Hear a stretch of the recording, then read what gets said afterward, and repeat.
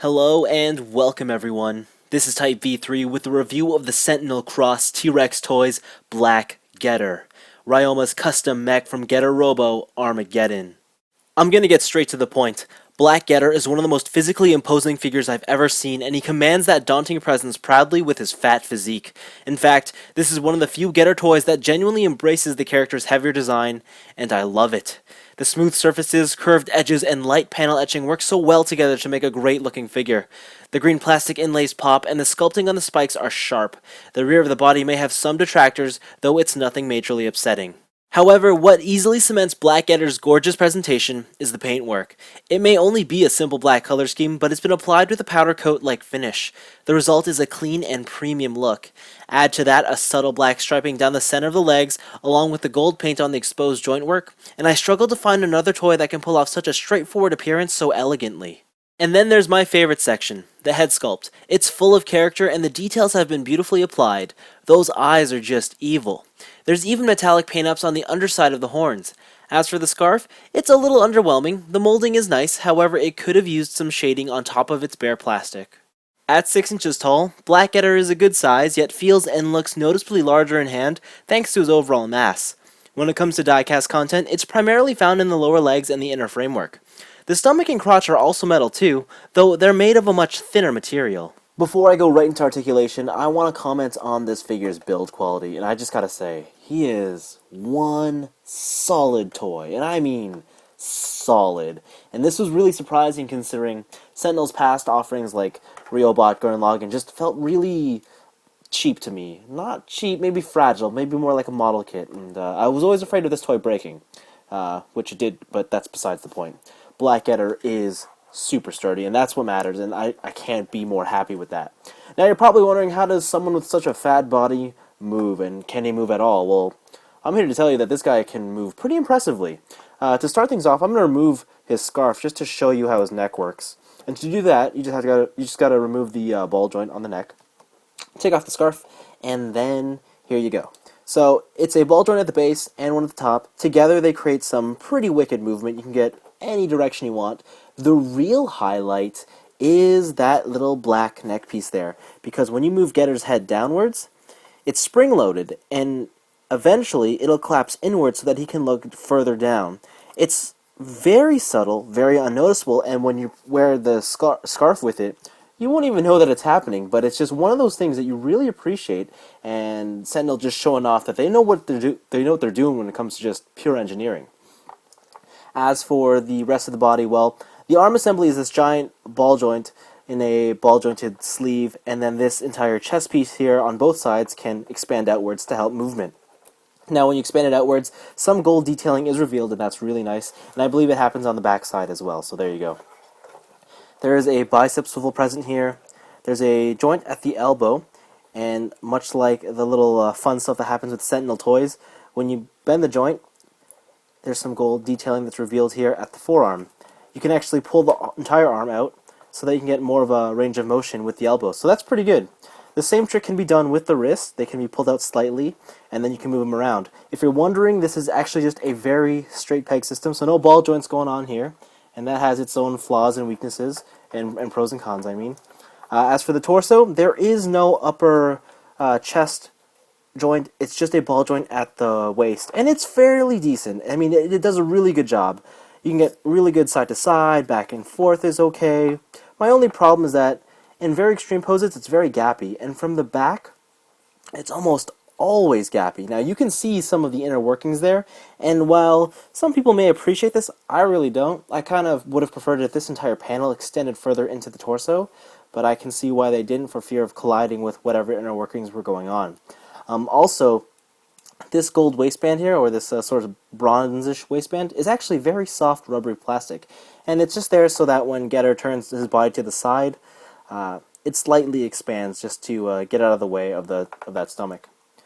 The hips are actually the coolest thing about this toy, because with this really round pelvic section here, the hips have a very limited range of motion, but you can pull them down, and that extends them and gets you this really awesome leg range. Now, it does create a disjointed look, but that's to be expected in very dynamic poses. So, otherwise, You can just push it back in. And the only real tricky thing is this little circular silver piece here. It likes to follow sometimes it doesn't. You kind of have to fiddle around with it for it to work properly. There's a thigh swivel, double jointed knees with a little bit of revealing detailing here, and a bit of the joint is actually stored in the upper thigh or lower thigh, so that's really cool. My only issue is the collapsible panel here. It doesn't like to come up and cover the leg on its own. You have to push up on the calf for it to work.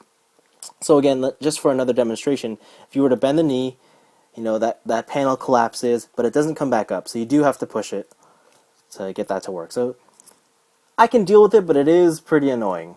As for the ankle joint, it's really good. It's a ball joint, very good pivot, good back and forth, and then if you want, you can pull out the entire assembly, and that's a die-cast assembly right there, and you can get some really good range out of it like that.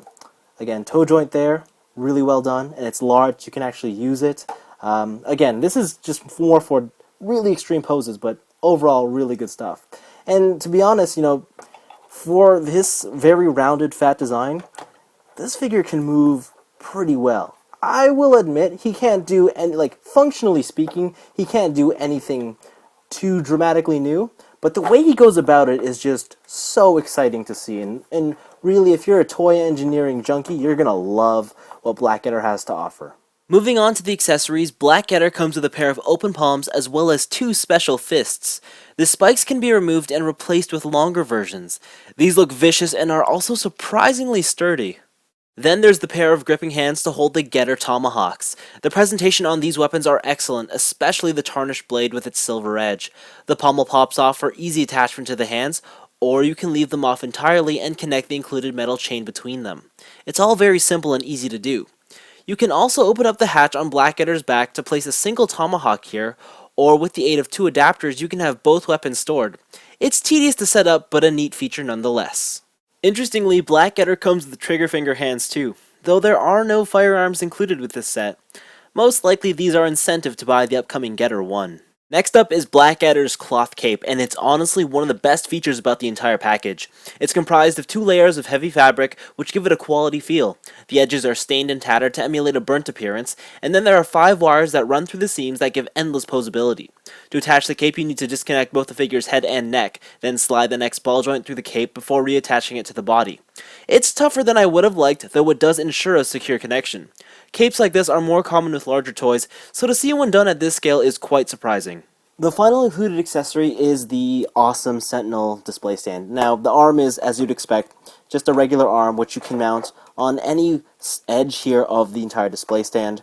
The claws themselves go in and out and they work, though they aren't quite strong enough to support the entire weight of this die-cast figure, so that's just something to note. However, they are good for holding things like the Getter Tomahawk and just using it in massive display situations. The one thing I will say is these claws might be too big, so what you can do is you can take them off, and then you can just store them on the other side in one of these peg holes, and there's also smaller claws that it comes with that you can use for smaller accessories, so just one of those thoughtful things. The claw itself now can be removed, and for Getter, what you can do is there's this little adapter piece that you can just take out, and then you plug in the display adapter, and now Getter can be used with the display. I will say you have to tighten these joints to keep him afloat, because he's just too heavy to just really be supported by the single arm, but it's great for just supporting poses, so there's that.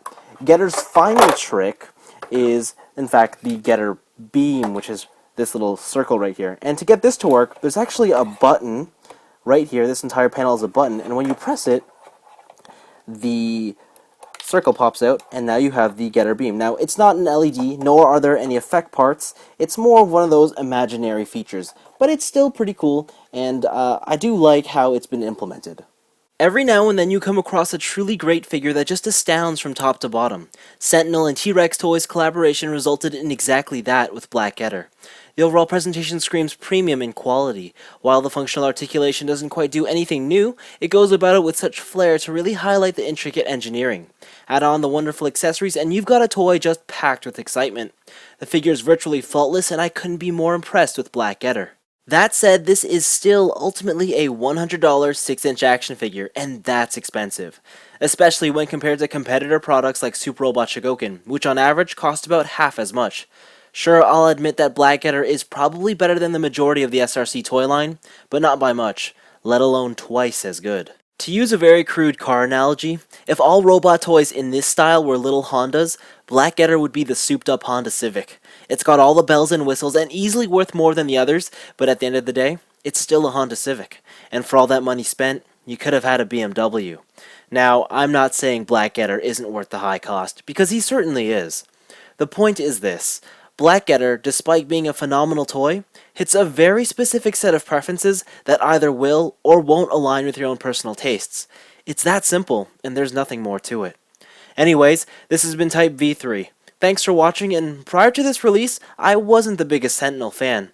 I respected their work, but their build quality and pricing always turned me off.